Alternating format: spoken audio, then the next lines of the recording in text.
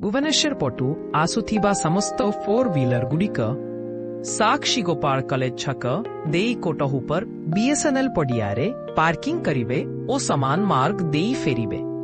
सेहीपरि भुवनेश्वर पटु आसुथिबा समस्त two-wheeler गुड़िक Sakshi Gopal college छक बासुकेरागा देई शौचालय कैंपस रे पार्किंग करिवे ओ समान मार्ग देई फेरिबे।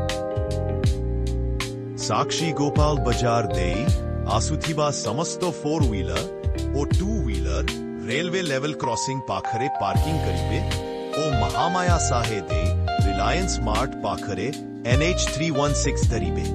अलगुमो पाटु आसुथिबा समस्त 2 चकिया यान सिद्धबकुलो पार्किंग रे पार्क करिवे ओ समान मार्ग देई फेरिबे। सेहीपरि अलगुम पटु आसुथिबा समस्त भारी ओ हालुका यान जेउमाने नेशनल हाईवे को आसीबे सेमाने बनपुर चकरु विरामचंद्रपुर दे कादुआ चकरे NH 316 धरिबे।